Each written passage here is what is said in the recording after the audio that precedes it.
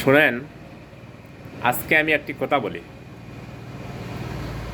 মা বাবাদের কারণে ডিভোর্সের সংখ্যা দিন দিন বৃদ্ধি হচ্ছে।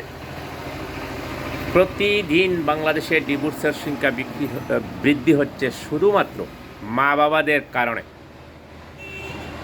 কিভাবে মা বাবারা ডিভোর্সের সংখ্যাটা বৃদ্ধি করছেন, আমি সেই সকলের সুদৃষ্টি কামনা করে আমি বলছি, আপনারা মন দিয়ে শুনেন। আমি সকল মা বাবাদের সুদৃষ্টি কামনা করছি। আপনারা কখনো এড়িয়ে যাবেন না, আমার কথাটা মন দিয়ে শুনে। যখন আপনারা আপনাদের মেয়েকে বিয়ে দিলেন, সে তো তার স্বামীর বাড়ি চলে গেল, কিন্তু এত ঘন ঘন যখন আপনাদের বাড়িতে সেই মেয়েটা আসতে চায়, 3 মাস পর পর, 6 মাস পর পর, আমি দেখি, এটা আমার ব্যক্তিগত দেখা, নিজের চোখে দেখা ঘটনাটা, তাই আমি বলছি।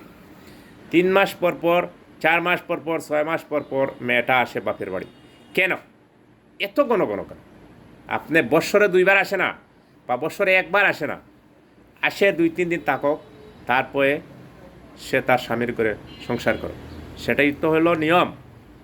কিন্তু দেখেন, ঘন ঘন আসার কারণে সেই মেয়েটার সম্পর্কটা বাপের বাড়ির সাথে থেকে যায়, একটা টান থেকে যায়, মা বাবার প্রতি মেয়ের একটা আন্তরিকতা থেকে যায়। সেই আন্তরিকতা আমি বিচ্ছেদ করার কথা বলছি না। আমি বলছি, মা বাবা যেহেতু বিয়ে দিয়েছে, সে এখন তার বাড়ি, তার সংসার সে নিজে কীভাবে করতো সেটাই হতে হবে। সেই মন মানসিকতা সেই মেয়ের থাকতে হবে। তাই আমি বাস্তব বর্তমান সমাজের চিত্র তুলে ধরছি। একটি পরিবারের 3টা মেয়ে ডিভোর্স হয়েছে। কেন হয়েছে? এই মা বাবার কারণে, এই মায়ার কারণে। এখন আমি বলি, স্বামী হয়তো বাদ, ঠিক আছে, আমি মানলাম, স্বামীরা অত্যাচার করে, নির্যাতন করে কিছু কিছু স্বামীরা, তাই বলে কি স্বামীর সংসার ছেড়ে বাপের বাড়ি চলে যাবে? সেটা তো হয় না। এই স্বামীর অত্যাচার নির্যাতন সহ্য না করতে পারে বাবা কি করে জানেন? মেয়েকে বলে, চলে আসো তুমি আমার বাড়িতে। বাবার তো মেয়ে একটি মানে মায়া আছে, সবারই মেয়ের, ছেলে মেয়েদের জন্য সবারই মায়া আছে, কিন্তু এই যে একটা কাজ বাবা করলেন যে চলে আসো, সেটা আমি দেখে দিব। এই দেখে দিব কোয়ার কারণেই মেয়েরা আরও সুযোগ পায়। তাই বাপের বাড়ি, স্বামীকে বুড়ি আঙ্গুল দেখাইয়া বাপের বাড়ি চলে আসে। এই হলো ডিভোর্সের মূল কারণ, অতি মায়া। অতি মায়ায় গলায় দড়ি। কার দড়ি? বাবার গলায় দড়ি লাগলো। কি করব? সে মর দিয়ে দিল, 5 লাখ টাকার মর, বিচারে বসলো, 1 লাখ কম 4 লাখ দিল, অথবা 2 লাখ কম 3 লাখ দিল, মর দিয়ে দিল, শেষ। কিন্তু আপনার মেয়ে তো আরেকটা স্বামীর ঘরে যাবে। সেই স্বামীর ঘরে গিয়ে সে তার জীবনেও বড় মুখে কোনো কথা বলতে পারবে না, কারণ সেই মেয়েটা আরেক স্বামীর ব্যবহার হয়ে গেছে, আরেকজন স্বামী ইউজ করছে। সে অন্য স্বামীর ঘরে গিয়ে সে সতীত্ব নিয়ে কখনো বড় মুখ করে কোনো কথা বলতে পারবে না।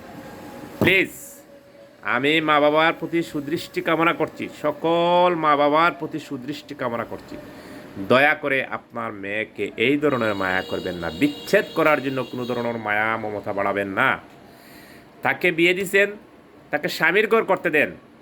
কিভাবে করবে স্বামীর ঘর, তাকে বুঝিয়ে বলেন যে মা, তোমাকে আমি বিয়ে দিয়ে দিচ্ছি, এখন তুমি স্বামীকে নিয়েই তুমি সংসারটা করো। কিভাবে করবে? তোমার শাশুড়িকে তুমি ম্যানেজ করো। তুমিও এই ধরনের একদিন শাশুড়ি হবে। তুমি এই শাশুড়িকে ম্যানেজ করে চলতে পারো যদি, তাইলে তুমি যখন শাশুড়ি হবে তখন তুমিও এভাবে ধৈর্য ধরে চলতে পারো। প্লিজ, এইভাবে যদি মা বাবারা বুঝান মেয়েকে, তাহলে মেয়ে 100 বার তার স্বামীর সংসার করতে বাধ্য। আর যদি বলেন চলে আসো, আমি দেখে দিব কেন তোমার সাথে এই অত্যাচার সেই অত্যাচার, তখন সংসার জীবনে টিকবে না।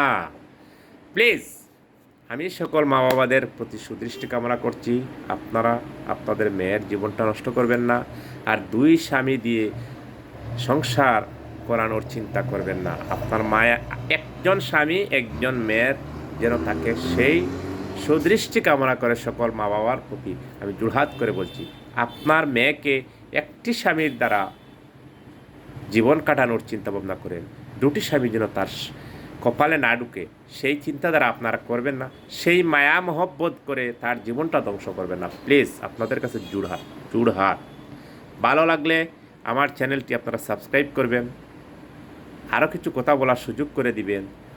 এই পর্যন্ত ভালো থাকেন, সুস্থ থাকেন সকল মা বাবারা। ধন্যবাদ।